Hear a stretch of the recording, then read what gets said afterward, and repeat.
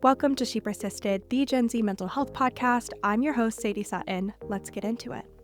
I think where people get stuck, they've gotten into blaming themselves for things that have gone wrong. We take it to heart and we blame ourselves. We think we're unlovable or we think we're incompetent. But it's usually not the case that people are accurate. It's usually something in their behavior.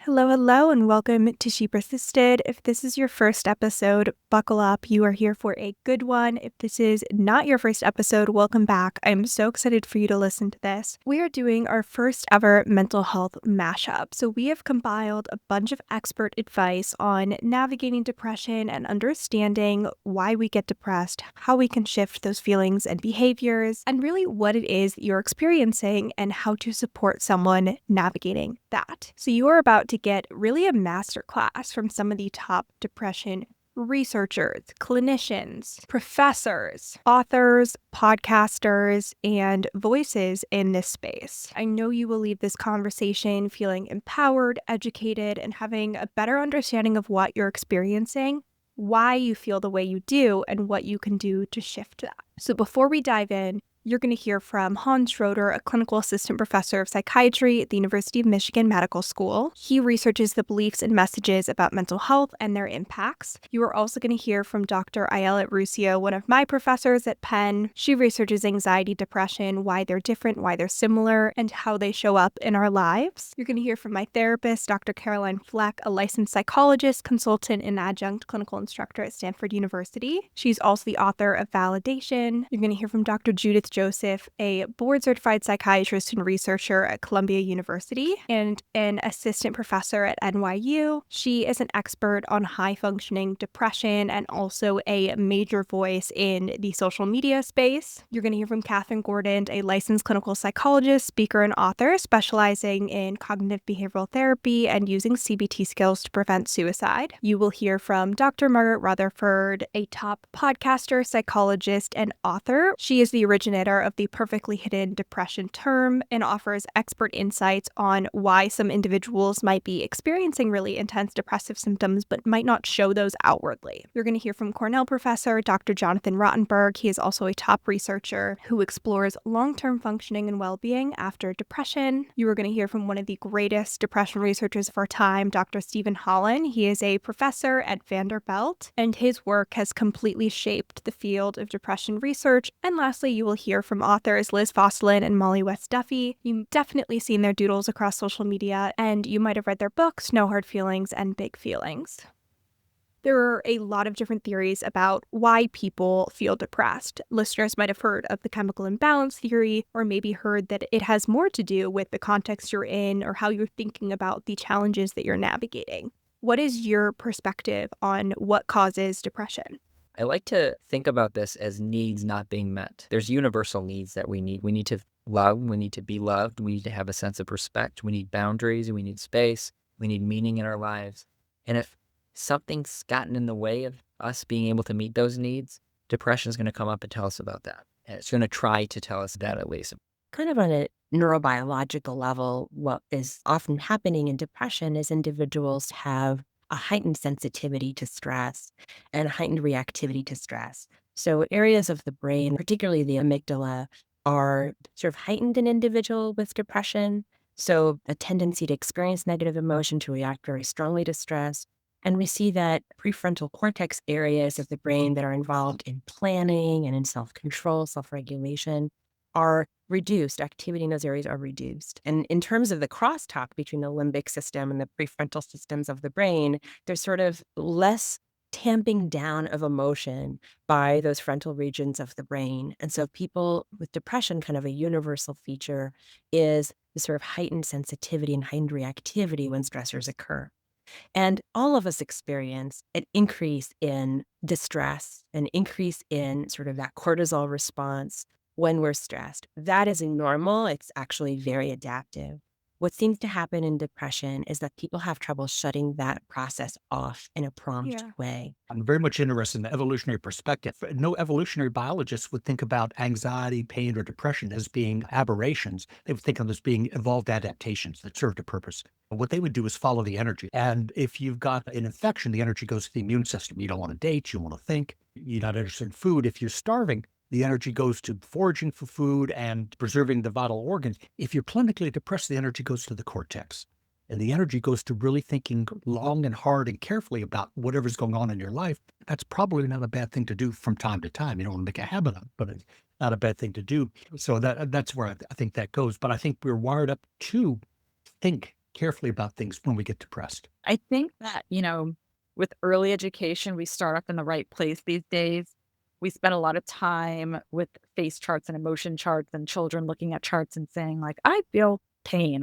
I do think that in certain circles, we tend to move away from it. It's like we start off in the right place. We teach kids that it's important to feel. You got to look into your body.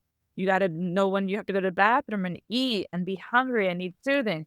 But then when you become an adult, it's like, well, stop thinking so much about your emotions and do stuff. And so a lot of us will sit through, an entire exam holding our urine, not pee, or we'll sit and study and like be starving and then like overeat at night. We don't listen to our bodies, we don't listen to our emotions. It's almost like the more higher level that we get in terms of our intelligence and our stature and our careers, the less attuned we are to our emotions. So I think we do need to go back to the basics in many ways. There's almost certainly a multitude of factors that are going Yeah. into it rather than a single factor. And the world's not a controlled experiment where you can isolate the factors. So all these things are Yeah. happening simultaneously. But I do believe that depression often is about expectations. So not only the expectations for the way that you're feeling, but also expectations about where you should be in life relative to where you're actually in life. You do have a lot of people who have very, very high aspirations that may not be fully plugged into reality. So people saying, well, I'm going to be a millionaire before I'm 20 years old. I'm going to be Instagram famous. I'm going to get into Harvard or wherever. And they may not, to the extent that they don't have a plan for making this happen, that's opening the door to tremendous disappointment. That's not necessarily depression all by itself, but disappointed aspirations, I think, is a part of the mix. And part of that does this disappointing aspirations, and I'm sure you've heard this, is it is harder. It is harder to make it in a complex competitive society than maybe it was for parents or grandparents. It's hard to break in economically. It's hard to finish your education. There's such rapid change. It's really quite a rich area, and there's lots of room, I think, to improve our ability to explain what's going on.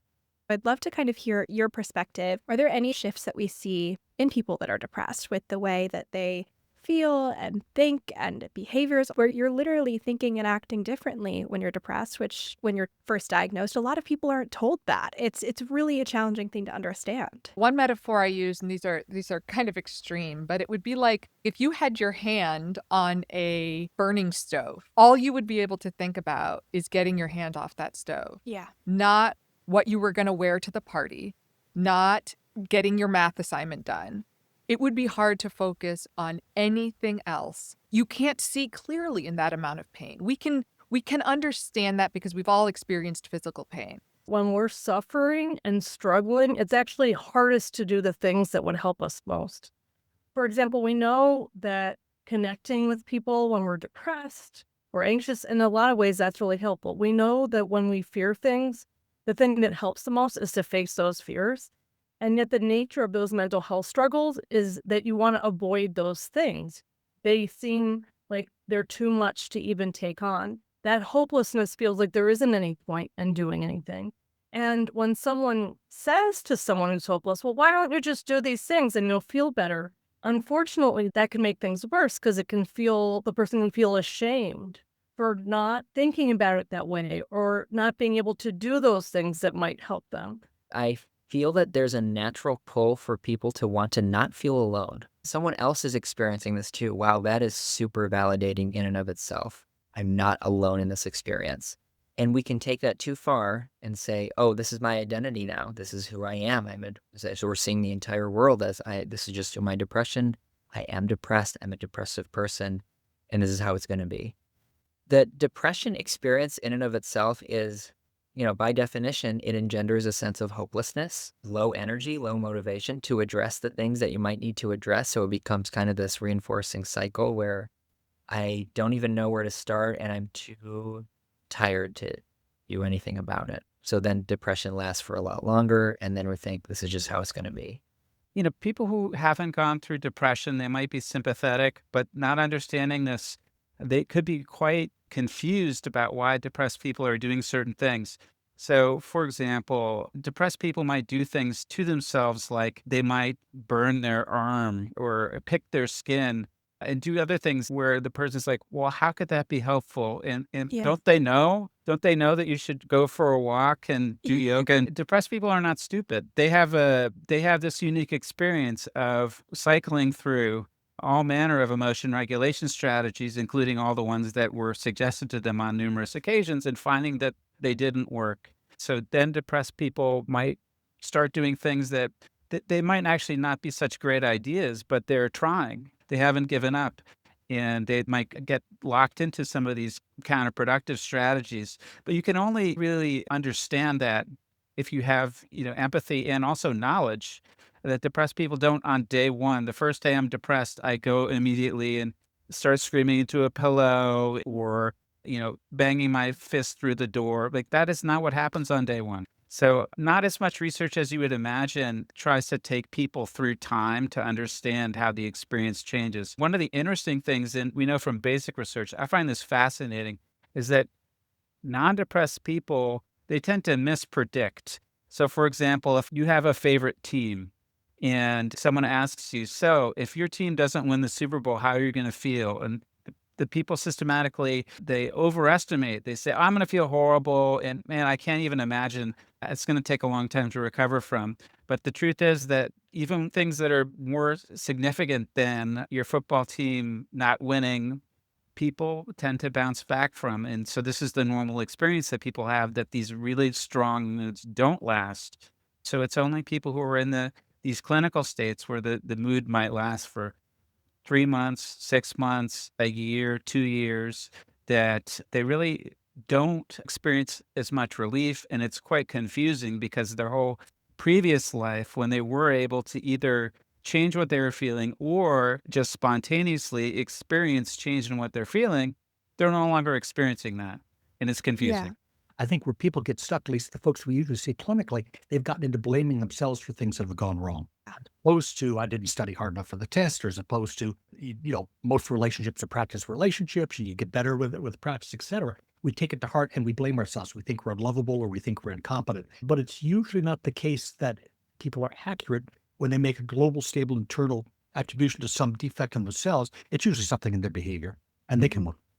Gen Z has really been a leading voice in trying to decrease stigma, speak more openly about mental health challenges. What are your thoughts on how stigma shows up with respect to depression? Are there any issues specifically relating to feeling depressed that we need to be more open about and give a voice to? So, general population surveys in the US have shown that approximately half of the adult population in the US will have a mental disorder at some time in their life. That's probably an underestimate because people may be reluctant to report, especially since these surveys are usually done with lay interviewers who are strangers. And these are sensitive things to talk about, especially with some stranger who's come to your home, right? And so when people are followed forward in time, we actually see rates as high as 70 or even 80% of people will eventually develop a mental disorder. Now, that's really important and helpful in a way because it tells us that it need not be stigmatized to have a mental disorder. In fact, the more rare and unusual situation is the person who reaches, the age of 80 or 90 having never had a mental disorder. So I think it's just important to recognize that mental illness is all around us in one form or another, and that having experienced this, we're not alone. We're actually in the majority. There's a lot of stories that we hear about in the media of people having suicidal thoughts and acting on them. And I'm glad that those stories exist because it's really important to share those as well, as painful as they are. There needs to be more stories of people having these thoughts and being able eventually to go through periods where they don't have those thoughts anymore, or they don't have those thoughts as frequently, so they're not disrupting their lives as much as they were. I think the more people become familiar with it, the more it gets detoxified and it becomes a little bit less radioactive. It's still not easy. There still is a tremendous amount of discrimination that happens, for lack of a better word, and often in high stakes situations like applying for jobs or forming relationships, there's a lot of fear of mental health problems, and they can be seen as absolutely disqualifying. And we're wasting just a huge amount of some of our most talented people because of the difficulty of understanding what can be a wide gulf between people's experiences. So I think we really do need more of this in not just kind of speaking in some of the cliches that it's easy to do, but just not that helpful to give people the 3D picture of these sorts of experiences and bringing them back into the things that are discussable in polite conversation. And it doesn't make you weird, but it is a real shame. I'm curious what strategies, interventions, tips, skills, etc. do you recommend for people that are struggling with depression and are working to alleviate those emotions and shift those behaviors? I think listening to your bodies is so important. It sounds like simple, but we really do have to go back to the basics. And remember, a lot of us are just pushing through life, not feeling, not acknowledging, and just hoping and holding our breath and hoping that it gets better. It's not going to get better. We have to acknowledge it. We have to respect how our body and our minds feel and honor that. And that's a good place to start, which is not easy. It sounds so granola, but it is so not easy.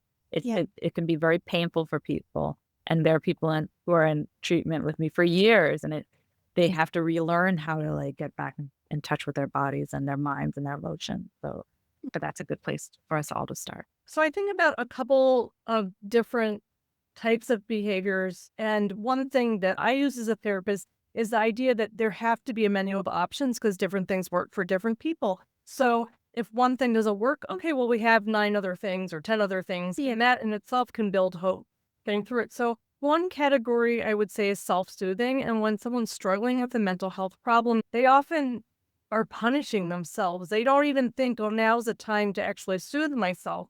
So I think about if you have the flu or you're sick, at least some part of you knows it's not your fault. It's just something that happens. And you kind of have to go easy on yourself. You have to have comfort foods. You can't do the things you normally do. Hopefully you can call out of work. And so I try to make that analogy that when you're struggling and in a lot of pain, that is the last time for more punishment and self-criticism. So things that tend to soothe people, I think a lot of people go to music. A lot of people I like stand-up comedy because it's kind of the opposite of feeling bad when you're laughing. And I think the other part of it is that actually there's so much comedy now about mental health stuff. So I have two functions where it's funny and you can resonate with it. So those are a lot of them. Getting outside, just changing the perspective, going for a walk, taking an hot shower, anything that captures your attention and feels positive can be. Yeah. And then the other piece I would say with the behaviors is trying not to isolate. And one way to do that is to reflect on your values. And so a lot of it boiling down to basics is spending some time to reflect, what are my values and what am I doing in my life that connects me with those values?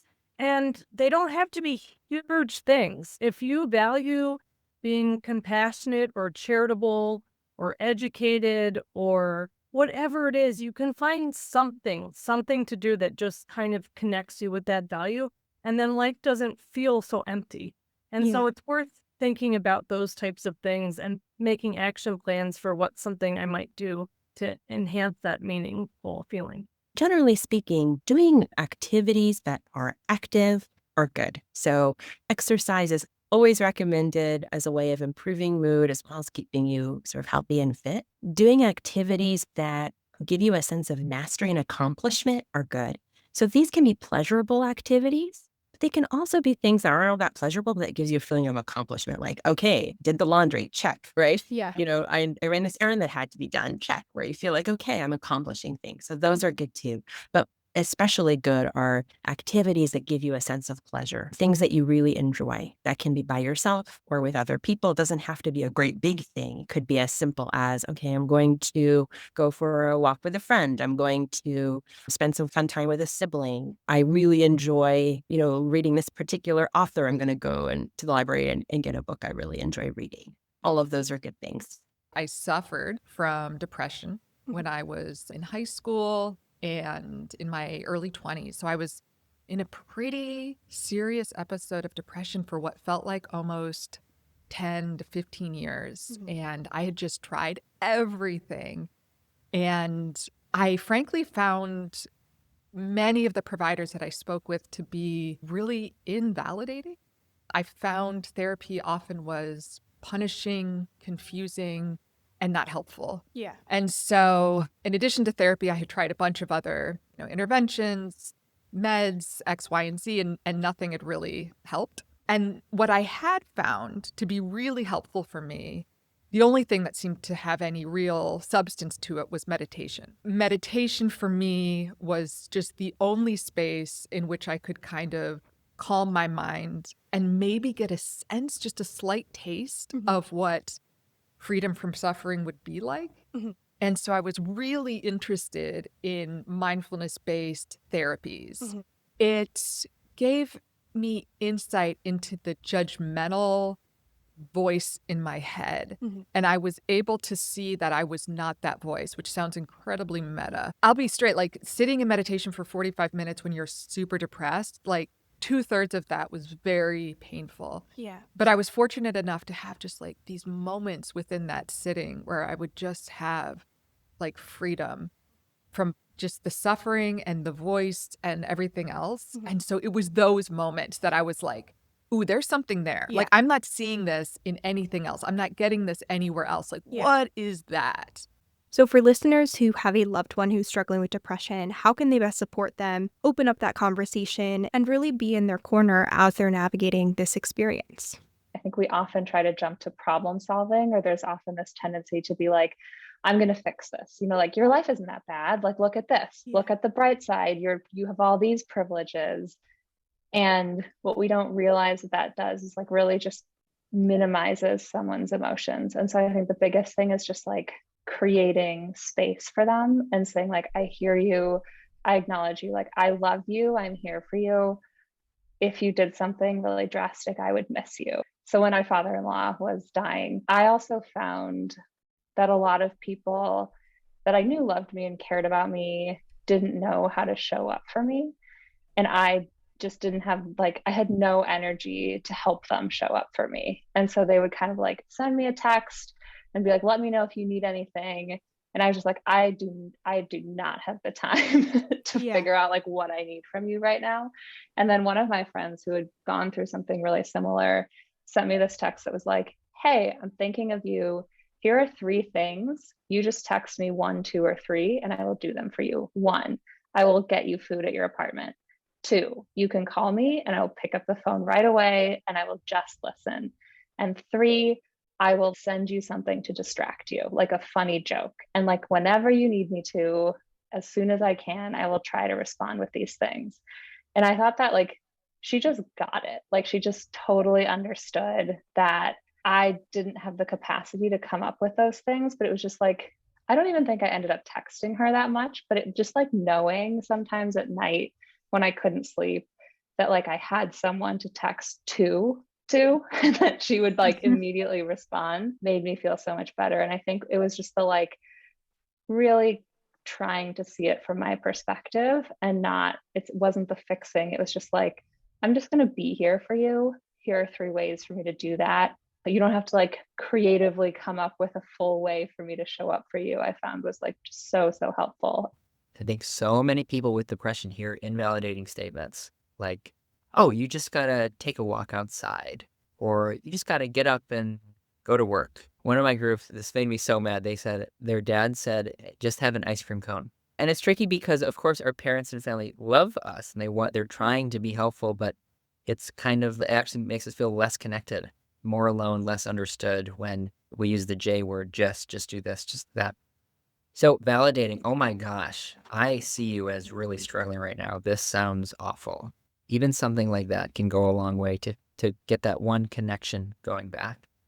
The other piece that I'm a really big fan of, and I just learned about this actually on Monday, is validating and then giving language that says something along the lines of, and I believe that you can get through this. I know that with effort you can get through this, that with support, I have no doubt that you can overcome whatever it is that you're going through. And you need both. You need both. You can't just have the validation And you can't just have the, oh, you got this. You have to have the validation and the kind of the messaging that says, let's talk through this. I think checking in constantly. So I had a friend who, when I opened up to her, I said, I'm feeling like I don't want to live anymore. And she then stayed on the phone with me, but then she texted me every day. And it didn't require a response, but just like, checking in. She would tell me something about what was going on with her, or, it was really thoughtful. And it's people who you don't always expect who call and check in. And it doesn't need to be a big thing, but it really does help in these moments. I think you have to talk about yourself. You say to your friend, sometimes I realize that our relationship feels unbalanced, that I talk to you a lot about what's going on with me, and you're a great listener, and I appreciate it so much. But I want to give to you as well. And that seems like something that you're not okay with. I'd like, I notice that you struggle with letting me in, or it seems that you do. And I would love it if we could work on that or something. You address how you're feeling, what you're seeing, not an accusatory way. And you say, sometimes I realize that I don't talk about all that I experience with you. Yeah. I am scared to do that, or I don't know how to do that. And then if it's a truly caring friend, they might say, well, you can anytime. And you say, I know, but I just needed to say that one thing. That's where I Yes. need to start. And you start where you are. And then, if you feel like someone else is struggling with this, then basically, I guess an invitation, and just to have some remarks about what you're observing and what it feels like to be you in the relationship with them. In general, I'm in favor of being direct, open, and honest, because anything else just confirms that idea that it's unspeakable and that the person can't talk about it. And so I think just starting with open-ended questions. How do you feel? What do you think led you to feel that way? That sounds really hard. Simple, empathic, non-judgmental statements like that are helpful. I think that's really hard to do because it's uncomfortable and painful to hear that people are in those situations where they're feeling suicidal. So often the urge, which is totally understandable, is to jump in and problem solve or to kind of push away the conversation. So being direct is really helpful. There is evidence that if you talk to someone about suicide and they are struggling with suicidal thoughts, that even talking about it can reduce some of the distress and intensity surrounding it. If you enjoyed this episode of She Persisted, make sure to leave a review, subscribe, and share with a friend or family member. Follow along at She Persisted Podcast on TikTok, Instagram, YouTube, and more for bonus content. Thanks for listening, and keep persisting.